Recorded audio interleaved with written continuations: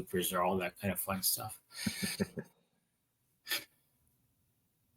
Hi, welcome to PopPop's LitRPG world, and of course, I am PopPop. And tonight we have with us the most follicularly unchallenged member of the LitRPG environment, Ryan Maxwell. Good evening, Ryan. Hey, PopPop, how are you doing? I am fine and dandy. I think I just saw a Duke jump up behind me, and I thought it was a flying, an unidentified flying object, but it was just one of my dogs getting ready to settle in for the night. So thanks for joining me tonight. You have, believe it or not, this is your first published book, even though you've been in the community for quite some time. It's true. Yeah, I've been in the community for about 11 or 12 years now. So I've been a pretty avid reader and follower of the other greats. But this was my first foray into actually writing something, and it's been such a fun journey. I've had so much fun. All I want to do is be able to contribute to this community that's embraced me and done so much to help out people throughout the time that I've been here. You see such a wonderful group of people. Just can't find it anywhere else in the world. I have been in the community genre for, what is it, September? 9 months. Because I walked into Books A Million and saw a Dungeon Crawler Carl up in the top shelf in the new hardback version and said, "Ooh, look, bright, shiny colors. I'm going to grab that." And I discovered everything else after that. And you're right, it is very welcoming. The weekend of July for the con, that was fantastic. Really was. First con I ever went to, and everybody welcomed me and the fans and everyone else. It was just a great weekend. So that book is this the series or the book Grand System Vending? The series is Grand System Vending. The first book is coming out. Yep, Apocalypse is the first book. Okay. Is it officially out yet? Not officially. It can be purchased. I've seen some people have been getting it from the Legion Publishers website, where they have some copies for kind of like pre-release. But it officially releases on September 30th everywhere. We have a whole month to go to get ready for this and to plug it and go from there. Do we have audio ready to go? We are a little behind on the audio, but that's purely because we're trying to make it extra special. So Steve Campbell and I have been working really hard together. I've been in a lot of his live streams, and we've come up with some pretty fantastic stuff that I think people are going to love. But that is going to push it back just a little bit. I think the current release date right now is October 28th for the audio, which is also okay because Brian Nordon's book, the audio book, was releasing on the 30th of September. So now I don't have to compete with somebody like Brian on that same day. Yeah, well, we don't want that to happen. We know what Brian can be like when it comes to competition, so we can avoid that at least. It is definitely apocalyptic. I did get to purchase it through Legion, which I was very grateful for. I do remember walking through the vendor hall back to that table in the back, and I saw it just sitting there bright and shining on the table. I'm like, holy crap, that's not supposed to be here. Right. And I looked at Gims and said, I have to get that. So that canceled an Amazon order, got it directly from Legion, and I was very happy. So how did you end up with Legion on your first publication with Jez and the rest of them? Oh, man. I consider that kind of a lucky break on my part. I had started out by deciding to go the Royal Road route. So I pushed out the book one onto Royal Road itself, and it gained a lot more traction than I thought it would pretty fast. I mean, we were at 100,000 views in just a matter of like a couple months, and it went all downhill from there. And I actually had both Legion and James Hunter over at Shadow Alley reach out at almost the same time And I just kind of made my decision that I'd known Jez for quite a while, and he and I had quite a few conversations, and Geneva and I have been friends for years. It just felt like the right fit. It felt like the direction to go. And again, I would have loved either way. It would have been an absolute blessing in either sense, James or Jez. It just felt like the right decision at the time to go that direction. But I feel like I just kind of lucked into the position, but. They tell me it's pretty special, so I guess I'll go with what they say. Jez was one of the first people that I got to know, even before through, I guess, not even, I'm more on Facebook than even on the Discord, and maybe on the Legion Discord. And that would Paul had a lot to do with that too, because you know how he gets to be. He likes to be protective and doesn't like anyone trying to get after them. But I did. So, yeah, I would say that he's special. And of all the books out there, of all the series out there, Rise of Mankind is one that I've read all 8 volumes of, and just massively quickly read them. So yeah, he was one of my first faves. So yeah, I think that's a good place to be with everything else that's out there. I'll probably pause here. I just had a little brain freeze. Thank God I know how to edit this. No worries. Yeah. So take 2. All right, that's okay. The first thing I did with TJ, I forgot to hit record, and we talked for an hour and a half. It was the best hour and a half conversation I've had in a long time. Hey, yeah. All righty. So you did mention, I want to pause it a little bit again. So you did mention that you used Railroad. I did, yes. Develop the first Elite or the first series. So how many books do you plan on having in Grand System Vending? I have a plan for 6 books. And the first 3 are contracted through Legion already. I have book number 4 already written, and I'm into book 5 already. So it's coming right along. And then the 6th book will kind of be the big wrap up that shows all of the behind the scenes things that I've been trying to implant. Not always been the greatest person at seeing down the path. I started out as a pretty strong pantser writer, where I just sat down and just word vomited what I thought, and then went back and fixed it later. But I did find some places to put in some cool tidbits that'll show up later in the series and lead towards that book 6. Okay. Now, up on Royal Road, you have a couple other projects that were out there, because as I was doing my research, which is always good to do before you do an interview, you have an Isekai version out there, and what I'm really interested in is the Grand Prix one. Yes, Dungeon Grand Prix. That was a fun little side project that I had going, where it's a Dungeon Core series. So I've been interested in Dungeon because I love the Dungeon Core series that people write.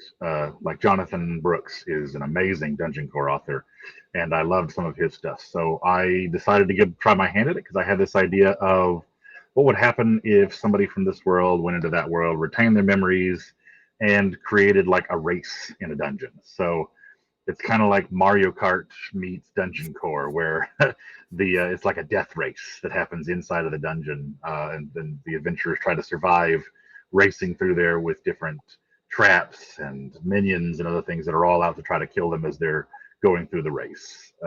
It was definitely a fun project. I had 3 books planned for that, and I only have the first one finished for right now, but I'll definitely be coming back to that one at some point. I've just had a few other sparks of inspiration in the meantime as well. 6 books, in other words, that's a spark of inspiration. Well, in that series, I've got a couple others that are on the back burner right now too, that have been going really well. So I've got some more to go, because I caught the bug, and I absolutely love doing this writing thing now. So it's been a lot of fun.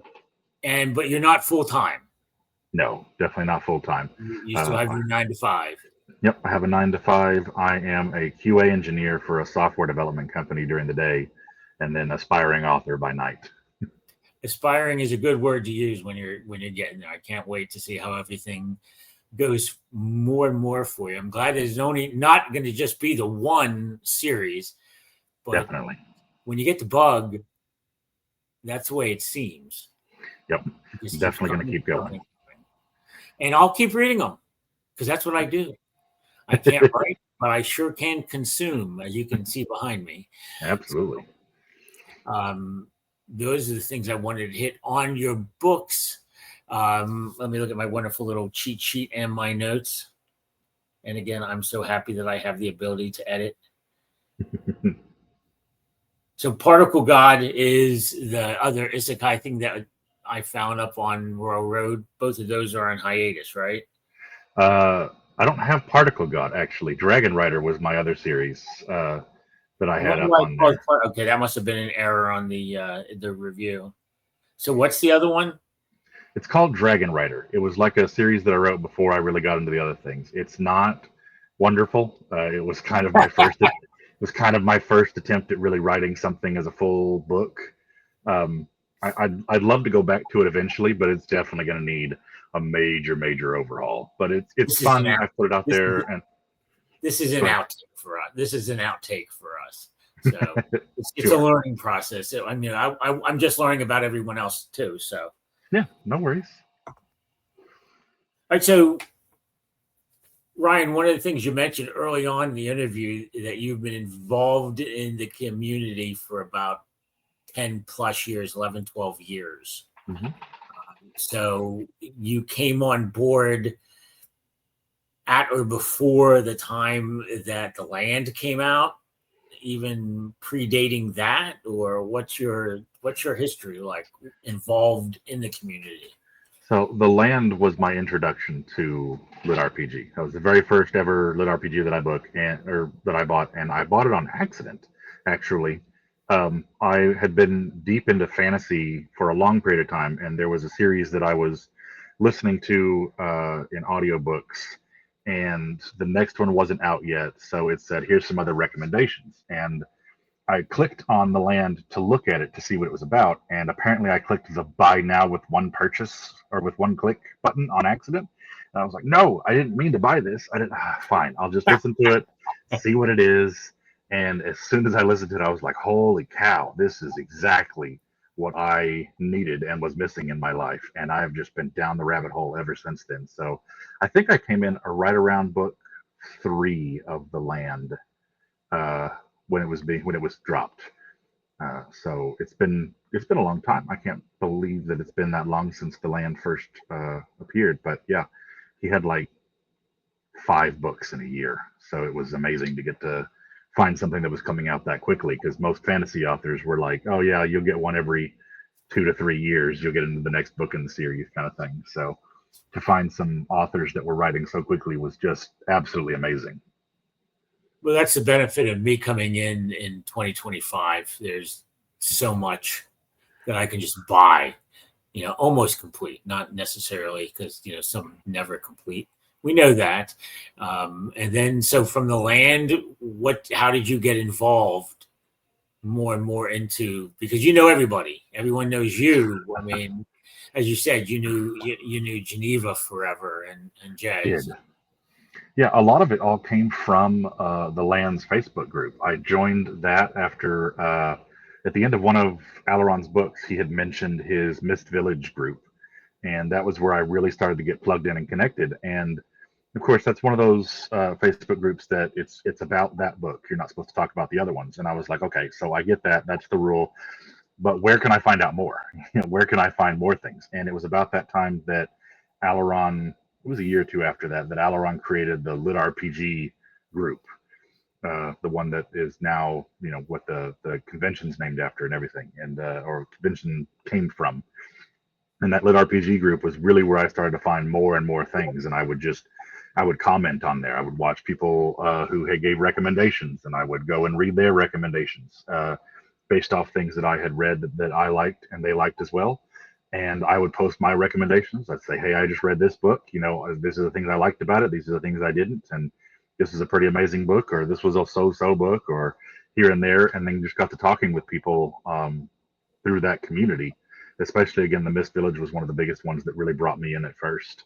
So that's where I met a whole lot of people that ended up branching out and doing other things.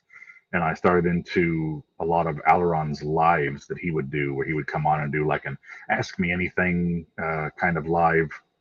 And I started asking him questions. I was like, what does it take to become a writer? What kind of things do you do in your personal process? What does it look like? I've done some writing in high school. I have a story that I dug up just recently that was I didn't think it was as long as it was, but it's like 42,000 words. And I was like, hey, maybe I could give this a try too. And started asking questions, kind of hem-hawed about it for a while. And then in the last, I guess it'd be about 3 years now, I was like, I'm just going to give it a try, just see what happens. And that's where I connected up with TJ, actually, was one of the ones that was one of the big encouragers. He was like, dude, just get in and do it. And I'd read his Dying Breed series, everything that he had, and I was like, I need you to give me more of this. There's not enough of it. And what can I do to write like this? And he and I would talk all the time, and I just interact with as many people as I can in those Facebook groups. And that's how I got to know people. And kind of, I guess, how people recognized me was that I was a pretty avid consumer in the same way that you are. That I just became a really avid consumer of everything LitRPG. And it was all downhill from there. Yeah, and it doesn't matter what, doesn't matter the subgenre or the subgrouping, whether it's isekai or apocalyptic or progression, cultivation. I'll read anything. Yeah, and that's the good thing. And I haven't found anything bad yet.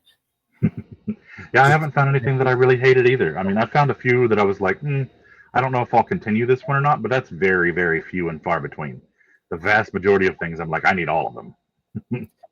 Even outside of LitRPG and everything else that I've read, science fiction, fantasy, alternate history is big on mine. I do branch out into have branched out in other areas. There's literally 2 books that I have been, oh God, this is horrible. I'm stopping now. And each of those I've got maybe, within 5 pages with it. And one of them is a major motion picture on Netflix now. And I'm like, ugh, how horrible is that?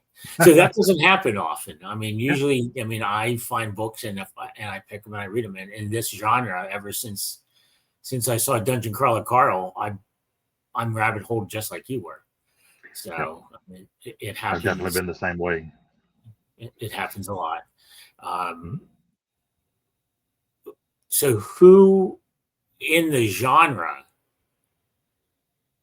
are your muses, and outside in your entire reading career, who would your muses be? See, in the genre, I like to say that some of the people who I really aspired to be like were Aleron Kong, Jez, and James Hunter, as well as I really loved Luke Chmilenko's books, like Ascend Online, and who else did I really love that I was there are so many. Those are some of my early what is his name who wrote and now I'm not gonna remember because I haven't picked up the series in forever. He wrote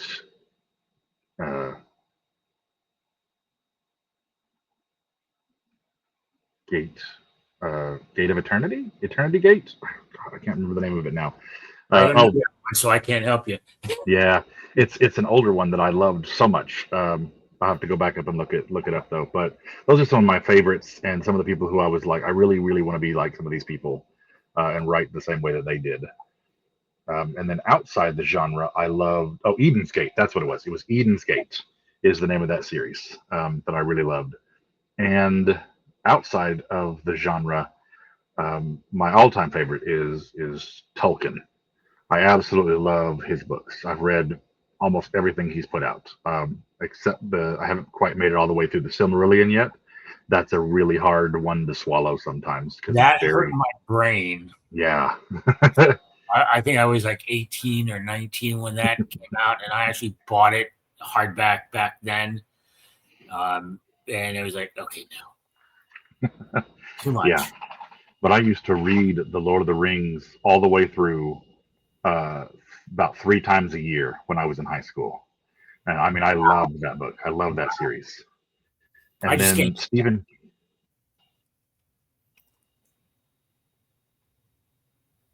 Go ahead. oh, did I lose you, Pop Pop? Yeah, there was a little bit of a crinkle on your end there, I think. Okay, there we go. I guess we're I back now just said then. I can't read books again. The brain I doesn't can't like. read very many of them again, but that book and even the movies have just captured me. I mean, everything about that was just amazing. And then another one outside the genre that I really loved was Stephen King, specifically his Dark Tower series. That was one of his like fantasy homages that he did, and it was splendid. It was wonderful. I loved that series. That's the one I didn't read. Oh, that's probably the best one he's ever written, in my opinion. And I think so at the age that I was around when it came out, I was still just, rather do the horror stories. But I very, very specifically remember with the book Thinner. Hmm. Thinner was one of the Richard Bachman books. Yeah. And I'm sitting here, no, this is Stephen King. This is Stephen King. And I'm like looking at it. I'm looking at the back of the book and I'm reading the biography of Richard Bachman. And I'm like, no, this is Stephen King. So that was when he was hiding things to see if he could, with the Running Man or, all those other series or other books to see if he could publish something and if they would still sell without his name being attached. Right. It's definitely something you like to know as somebody who's that popular. Am I selling books just because of who I am, or am I selling books because they're good? So that It makes was sense. good. Yeah. So, Oh yeah.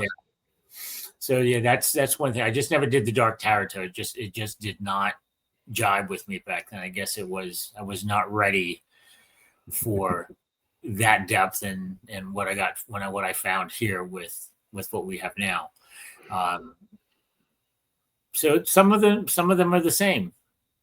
Yeah, very much so. I remember Geneva. Whenever I kept asking for other suggestions, Geneva, of course, always pushed the land, which of course makes sense with her history. And I picked it up a few months, probably a month or so before the con, and I'm like, wow, yep, this is good. This is crunch. Yeah. I like my crunch. I like my town building. So it hit every single one of the checkpoints for a solid read. And right now I'm in book 3, and I'm sitting here. Why the hell is book 4 $37? Because I'm sorry, I don't listen, and ebook is not my preferred style. Yeah, So I totally get that. I am old school when it comes to that. All right, so now Geneva might be able to find you another set. I'll find it. I'll get it. I just have to. Now we're off. We're off a little bit here. So this is going to be thinking where else we need to go or what you want to do. What else do you want to talk about? What do you want to get out? Let's see. This is all about you. These are all about whoever I'm talking to. I will do whatever I have to do to help out. Sure. Yeah, that's Oh yeah, that's always hard for me. I have a hard time talking about myself. I love to talk about other people, as you can see where some of my more verbose speakings come from. In that I'm more than happy to talk about how everybody else is doing, but sometimes bringing myself to talk about me is. Well, don't worry. I'll get other people to talk about you. I can try to do that. Maybe I'll interview Jay Beraz and see what he says.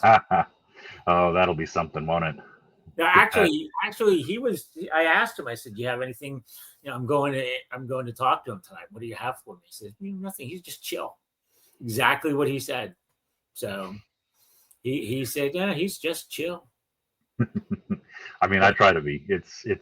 I try to take life not so seriously. That's a big part of my big part of the way that I live my life is I try not to be so serious about things, because there's so many things we can see nowadays in doom scrolling on social media and turning on the news or reading emails or whatever that's coming through that's just doom and gloom, and and everybody taking life so seriously. And it's always been super important to me to not take life so seriously. And like one of my favorite quotes is anybody who doesn't like fart jokes is just living a sad life, because then there are still fart jokes and your life is now sad because you can't enjoy them.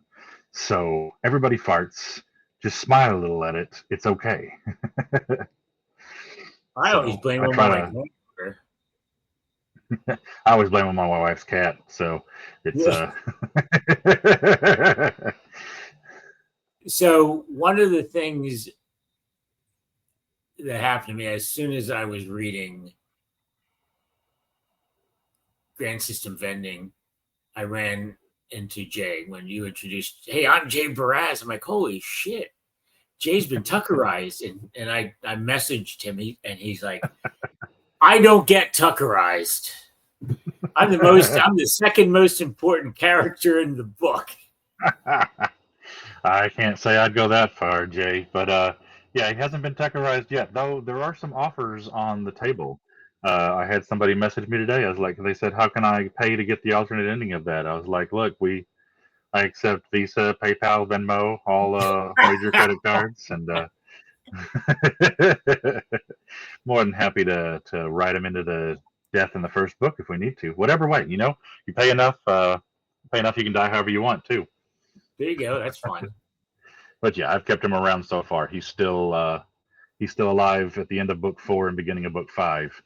Can't always make promises what's going to happen, because sometimes people have to die.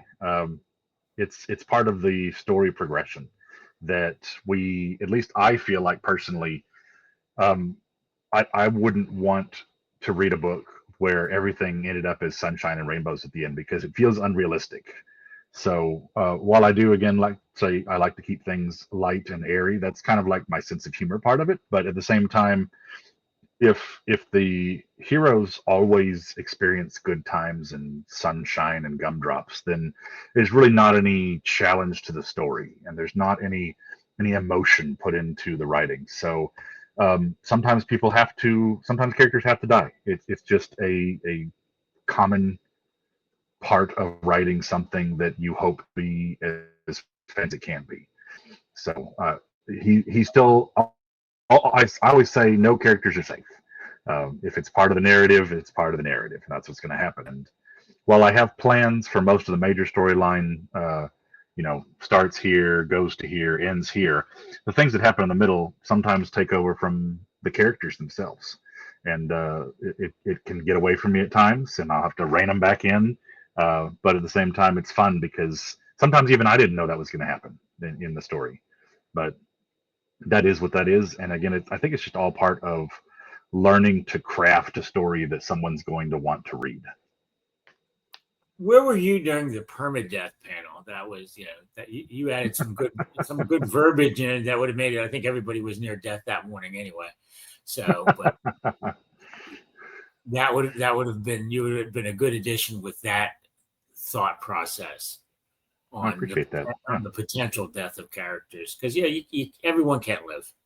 So that's true it's statement. not believable if you're going to throw people through some of the most horrible things they've ever been through in their entire life, and then just expect everybody to always come out okay. It's just I lose my ability to suspend my disbelief when that happens. So it's got to be some risks. I don't want to go into too much about the details of Grand System Vending, the Apocalypse book, just because it's not out yet. And I don't want to go over a lot of the details, but I am going to tell readers right now, I'll pay for the next month. If you don't mind, I'll plug it. And I'll plug it appropriately with what I see coming up, because I did like I do like, and this is off now, this won't go in. I do like absolutely the progression of the group, especially using a warlock.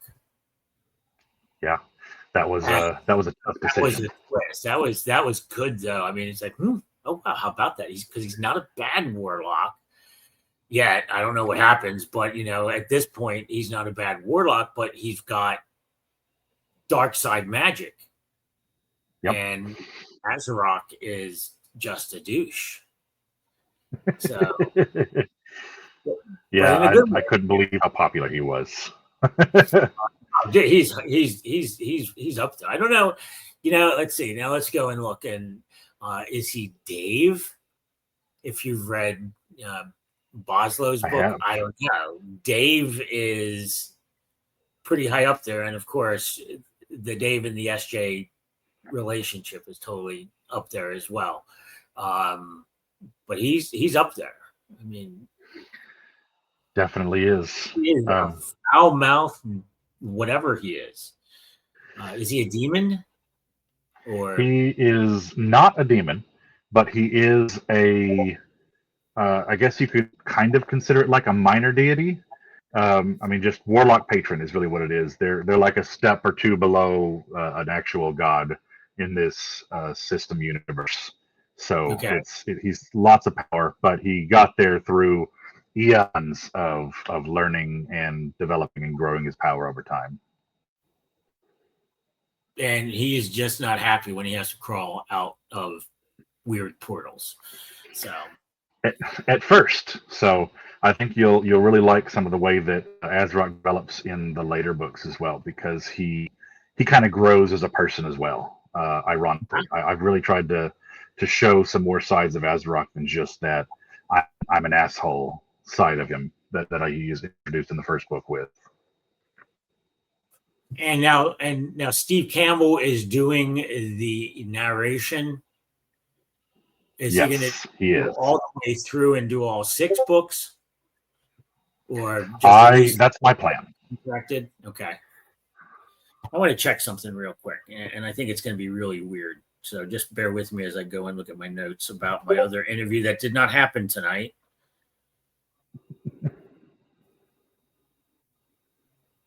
But will happen on Thursday. Oh, no, I know where it is. It's in my notes.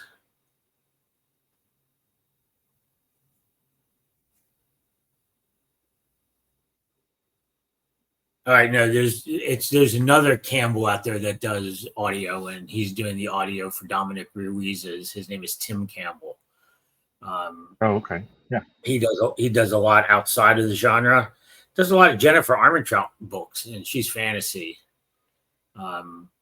Weird thing, I know that name just because my son-in-law's name, well, my daughter's name now too is Armentrout. Unfortunately, they're not related to her, so that would have been good. So then the Campbell struck out there. So what else does Steve do? How did you run across him? I have heard Steve in some of these, and he's been fantastic. No, I lost you. There you go. I'm doing some resets on my internet. It may be me. I don't know. Okay. So we'll redo the Steve Campbell, and you can start talking about him again. I'm working. You hear me now? I can hear you now. Okay, hang on. I'm doing my internet stuff. I think there's something going on here at my house. I'm just resetting a couple wireless points.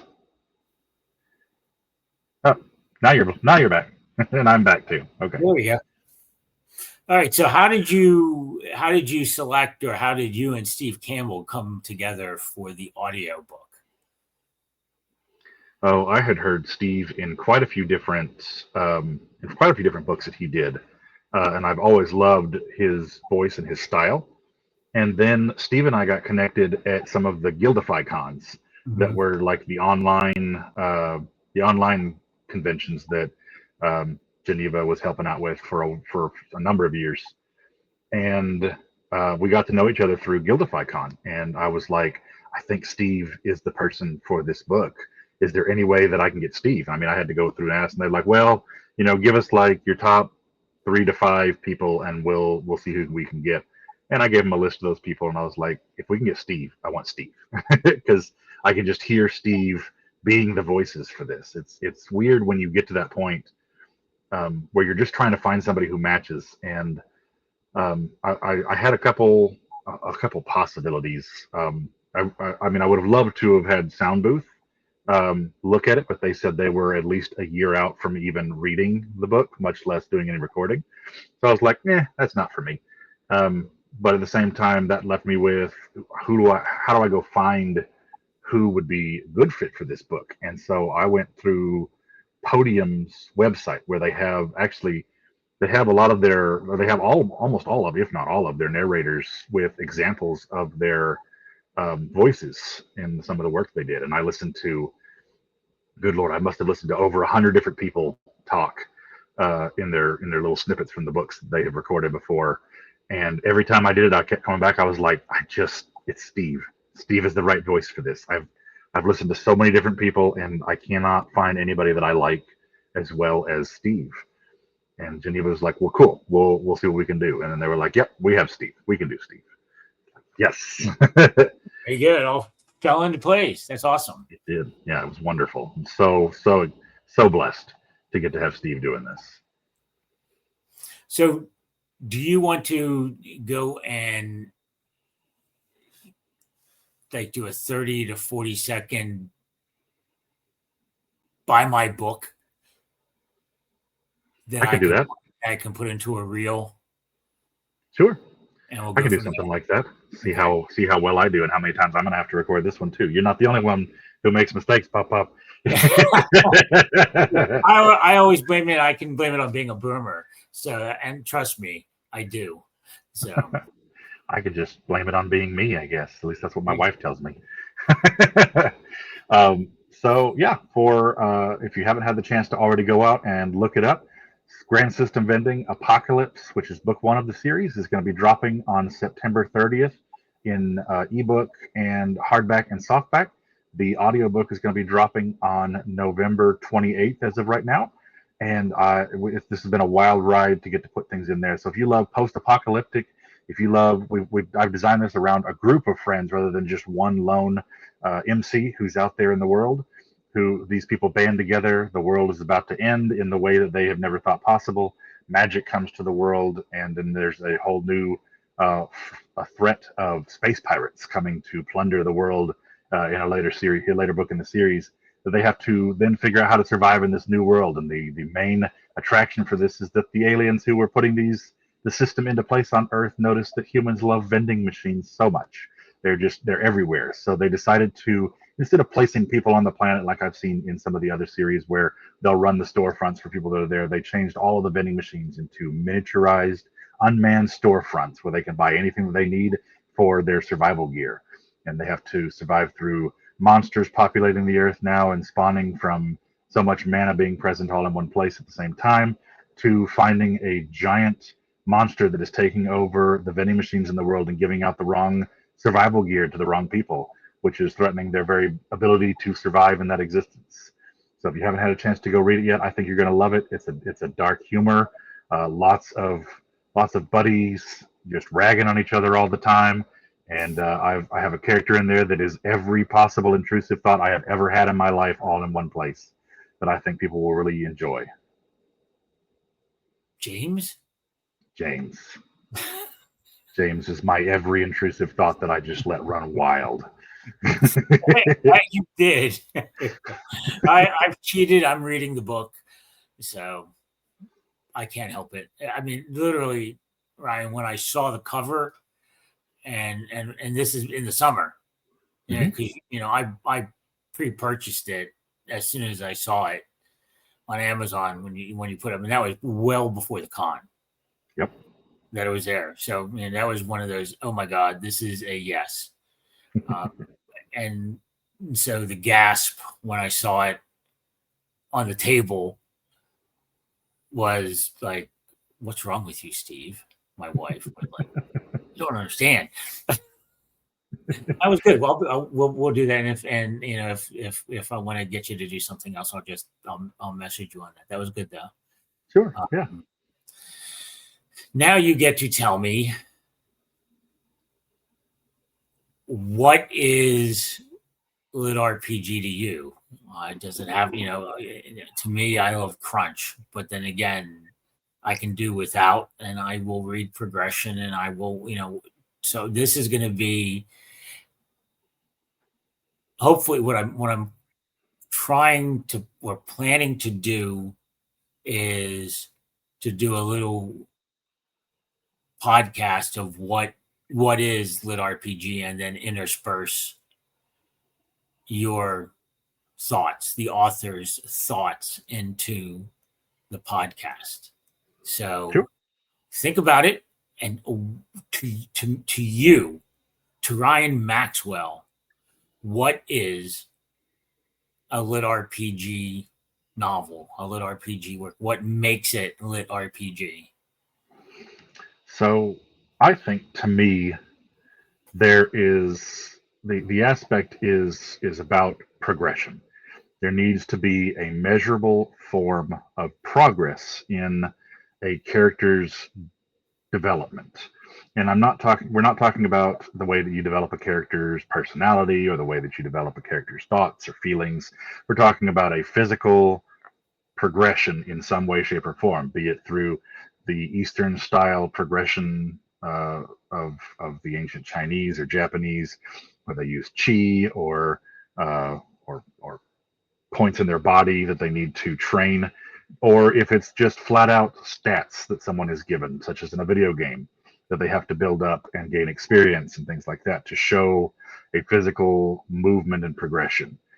But I feel like, to me, and to maybe sound a little bit cheesy and sappy, that LitRPG has become a little bit more than that to me, in that it's also become a place of escapism from the world that we live in, and to provide that for people who maybe don't have all of the sunshine and rainbows going on in their life at all times. And it's really a place for people to connect and read about something that they have grown up loving and fallen in love with, to relate to something that they used to do in an attempt of escape in before times. When we played video games, we all loved that ability to find that new story that was out there, to see the new system that was being created in a game. I remember my first taste of Final Fantasy games, and the progression and the RPG style that was in there, and then finding something and creating something now that shows that similar style, with the ability to progress and move forward with an actual visible measurement, has been really what's made LitRPG what it is to me.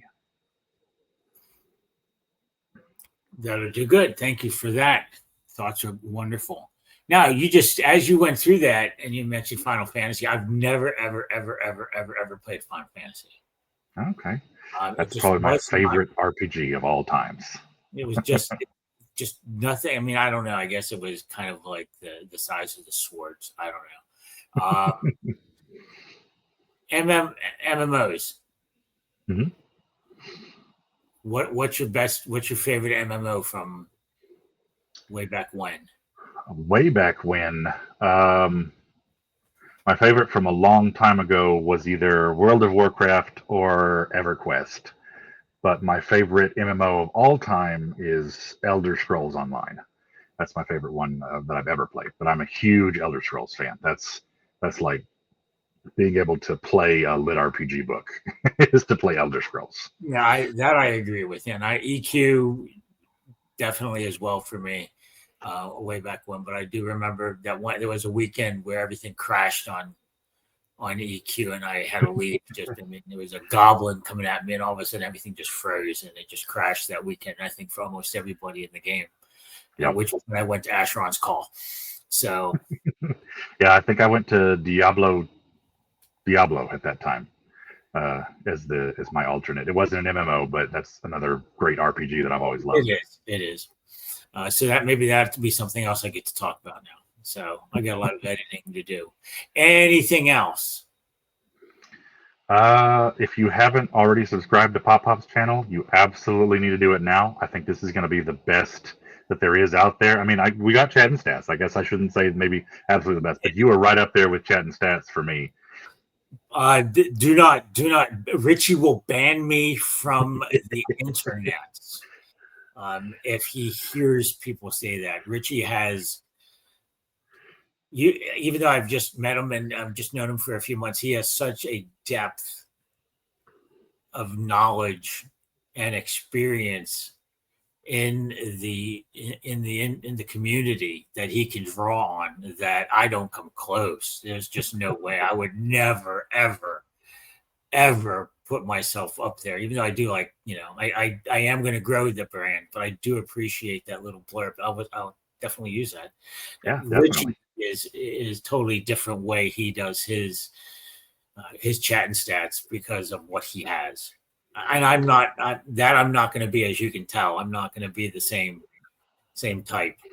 I don't know. I think with practice and time, you'll come to find your niche and your groove in this venue that you're starting into now. You don't have to be Chat and Stats. You don't have to be Richey. You need to be PopPop. I am going to be PopPop.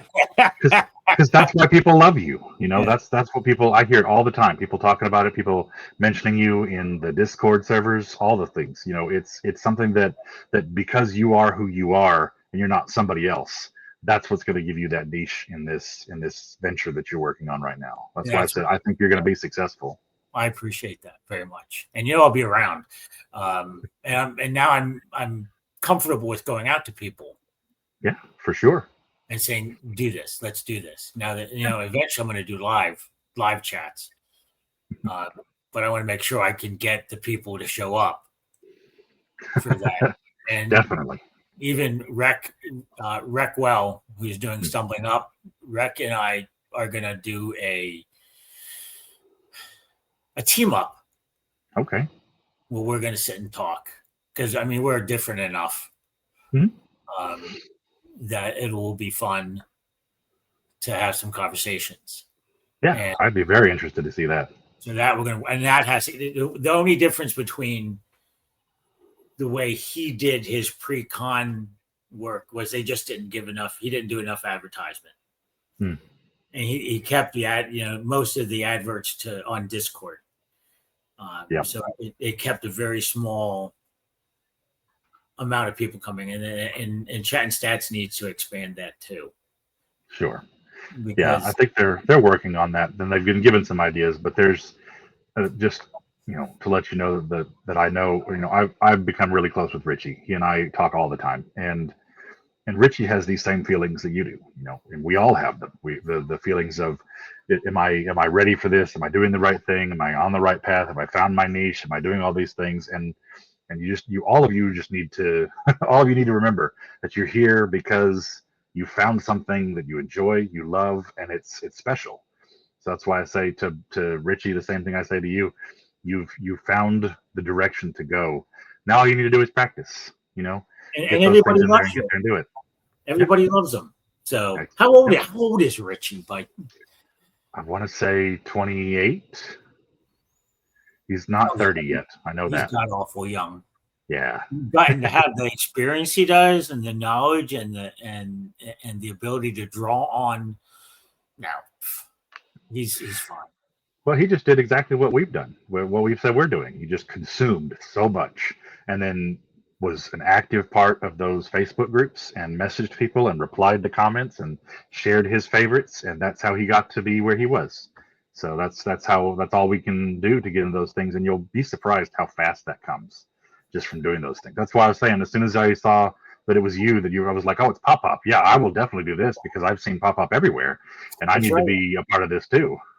And I added PopPop onto my main Facebook. I have the LitRPG World one, which I now have to edit that very small little blurb out, which is going to be a pain in the butt since you tossed it in there. But I'll use it.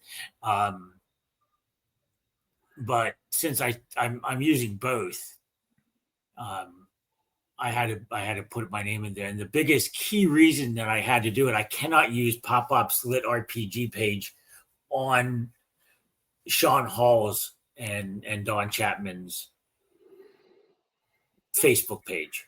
Yeah, you have to be an individual. They banned me. But they don't allow. It's fine. That's fine. I lasted as long as I could, and I told Andy Murphy, I said, Andy, just go tell me what happened. And I'm not gonna not going ballistic or nuts. So I love you guys too much. It's too much of a great page.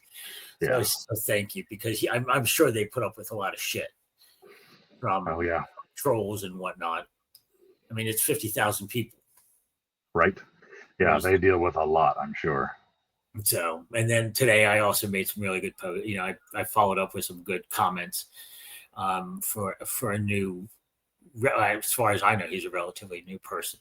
So, they know that I'm not going to violate the rules, but I am going to get to do my, I know what I can do now on putting books, because that's what I do. I read books and I do my own little things that go up there too. So, challenges. Anything else? I think we got a lot to work with. Yeah, I think we did pretty good there. I think this is going to come out well. I think you're going to have a lot of things to use. And I do. Remember, again, it's going to be what? I just remember, if you haven't already followed it, like and subscribe to PopPop's page, because he is going places and he knows all about the best LitRPG books out there. There you go. Better clip. Yeah, awesome. You have to stop. I had not say anything because I'm going to edit that second. I'm just going to use you. Okay, that's awesome. Thank you, Ryan. Absolutely. I'm tired. I'm getting there too. I want to finish. I want to finish the book. Awesome. Oh, when's volume 2 coming? The plan is rapid release. So I think we were hoping for 6 to 8 weeks between each book. Oh, nice. So it'll be pretty fast. Another book this year. Oh, it should be another book this year, almost assuredly, unless something horrible goes wrong. But yes, should be another book this year, because we already have all 3 totally finished. The only thing not done is the Audible. So even if the narration gets pushed back again, I'm pretty sure we will release the other 2 pretty fast afterwards. And 4, 5, and 6. That we still have to wait to see how books 1 through 3 do. I mean, it's a sound business decision from Legion's point. They just don't want to be promising things if it just totally flops. But it's seeming like it's going to go in a good direction to get those 3 nailed down too. So, but again, I've already written book 4 and I'm into book 5. So those should go pretty fast through the other process now that I know what to expect as well. I mean, this whole thing was my first time doing any of the editing and all that, and I was like, I don't know what to do. It's better. I mean, it's better to have Legion behind you than what TJ has to do, and TJ just doing everything independent still.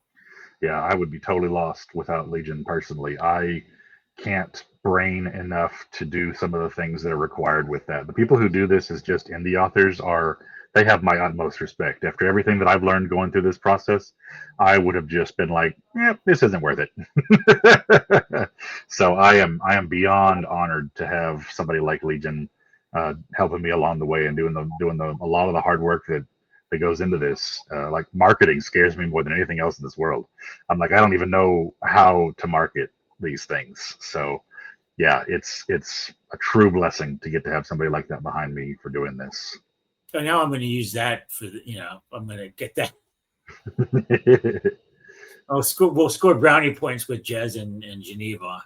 Yeah, because they have been nothing but good to me. They are the best people that I've ever had the privilege of working with. I absolutely love everyone that I've worked with at Legion, from the authors to Chrissy and Jez and Geneva. They have just been absolutely fantastic and behind me 100% of the way. I absolutely love them. That's even better. So just a lot of editing, which I'm learning to do, which is actually not that bad with SoundYard. It's pretty good for someone who has no idea what he's doing. So. I remember that when I had to do that for a family member's funeral. They were like, you're the tech guy. I was like, I've never made a video in my entire life, and you people are like, you're the tech guy. So totally different type of tech. Yeah, I was like, if you want me to help debug some software, I'll be happy to get in there and do it for you. But you want me to make a movie? That is a totally different kind of tech. And one last thing is, you Ryans have failed to market yourself well. Look at how well the Seans do in creating stories. That's true. Some of those Seans are exceptionally prolific. And I not cannot even believe. talking about that. I'm just talking about the way they get all uppity about the way their names are spelled or misspelled. I think we pretty much are all the same way, actually. They're all There's the like same. Yeah, there's like there's 12 no of us.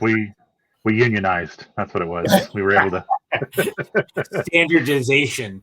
yeah. So, Yeah. We get benefits. We have a dental plan. That's the whole thing.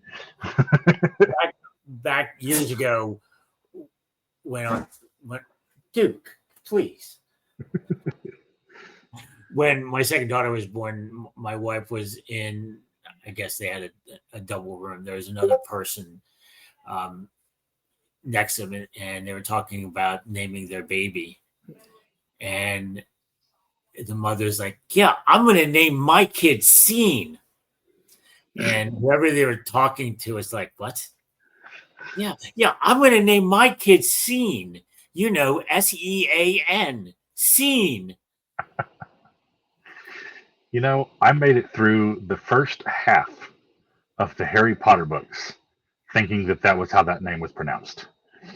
Before I finally saw one of the movies and I was like, oh, it's Sean, or sorry, it was Seamus, and it was the same kind of thing. Oh, SEAN, yeah, Seamus. Yeah. So I made it through the first half of those books, the first 4 books, thinking that why would you name this kid Seamus? And then I watched the movie and they were like, it's Seamus. I was like, oh, okay. That's just like Siobhan. Yes. Exactly. Why? How? Siobhan? Why not? We're American. What do we know? Yeah, I just read words like they're phonetically spelled, That's right. Fine. All right. Duke. Jeez, oh man. Usually I get to sit him on a chair, but he's up on his bed. So stretching out. Oh, all right. Totally I'm gonna let you go. All righty. I will start this, and I will, if you have anything that you want me to use in a marketing type little thing for me, not official from Legion, because I'm not going to attempt to do a Legion thing because they know their shit.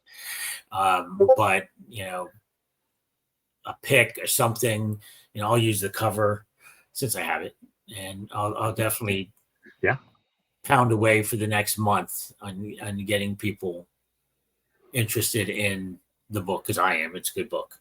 I appreciate that. Yeah, definitely. If I think of anything in particular, I'll let you know. Yeah, for sure. Book cover is the best way to go, I think. So I think you're spot on with that. Oh yeah, that's how I get glommed on into books all the time. Kenny King. Mm-hmm. His book covers are all just like in the titles. So he'll get me at every single book he puts out. Yeah, I picked up so many books just because of the cover. It's not even funny. And there was one called the Genie and the Golem, which is probably like 15 years ago. Or I walked into a Barnes and Noble, and it has a picture of Columbus Square or Columbus Park. They're like the little Arch de Triomphe up in New York, and it's set in late 19th century. But it has this beautiful blue cover, and the gilding on the pages was a dark blue. Oh wow! And again, I was like, ooh, book. And I grabbed it. It was a love story with a golem who walks across the ocean because golems don't die, and a djinn who got out of a prison in Brooklyn. That's cool. And made it to Manhattan. Go figure. But there was the cover and the gilding. And that's cool. So covers always do it.